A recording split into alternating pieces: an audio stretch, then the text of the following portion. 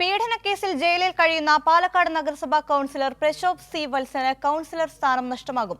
Council യോഗത്തിൽ പങ്കെടുക്കുന്നതിന് അവധി നൽകണമെന്ന അപേക്ഷ പാലക്കാട് നഗരസഭാ കൗൺസിൽ തള്ളി. വിവരങ്ങളുമായി പാലക്കാട് നിന്നും സന്തോഷ് സർലിംഗ് ചേരുന്നുണ്ട്. സന്തോഷ്, നോക്കൂ, ഈ പീഡനക്കേസിൽ ജയിലിൽ കഴിയാണ് ഇപ്പോൾ പാലക്കാട് നഗരസഭാ കൗൺസിലർ പ്രശോഭ് സി വത്സൻ. ഇപ്പോൾ പ്രശോഭ് സി വത്സന് കൗൺസിലർ സ്ഥാനം നഷ്ടമാകും എന്നാണ് മനസ്സിലാക്കുന്നത്.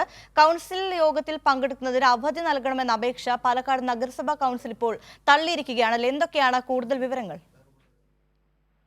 പഞ്ചായത്ത് ചട്ടമനുസരിച്ച് 3 നഗരസഭാ കൗൺസിൽ യോഗത്തിൽ തുടർച്ചയായി പങ്കെടുക്കാത്ത കൗൺസിലർമാരെ അയോഗ്യരാക്കാൻ കഴിയും. പ്രശോഭ് സി വത്സൻ ആണെങ്കിൽ കഴിഞ്ഞ 3 ദിവസത്തെ നഗരസഭാ യോഗം 3 പ്രാവശ്യമായി നടന്ന നഗരസഭാ കൗൺസിൽ യോഗങ്ങളിലും പങ്കെടുത്തിട്ടില്ല. ഇന്ന് നടന്നത് 4ാമത്തെ കൗൺസിൽ യോഗമാണ്. ഇന്ന് മാത്രമാണ് പ്രശോഭ തനിക്ക് പങ്കെടുക്കുന്നതിൽ നിന്ന് അവധി നൽകണം എന്നാവശ്യപ്പെട്ടുകൊണ്ടൊരു അപേക്ഷ നൽകിയത്. ഈ അപേക്ഷ പരിഗണിക്കണം എന്നാവശ്യപ്പെട്ടുകൊണ്ട് കോൺഗ്രസ് കൗൺസിലർമാർ രംഗത്തെത്തി.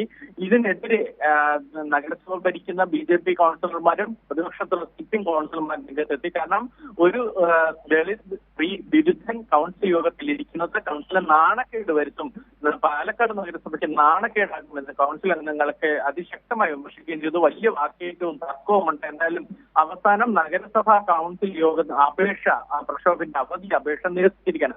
അവധി അപേക്ഷ നിരസിച്ച സാഹചര്യത്തിൽ പ്രക്ഷോഭന് കൗൺസിലർ സ്ഥാനം കൂടി നഷ്ടമാകും എന്നാണ് യോഗത്തിന് ശേഷം സ്മിതേഷ് എന്ന നഗരസഭാ അധ്യക്ഷൻ മാധ്യമങ്ങളോട് പറഞ്ഞത്.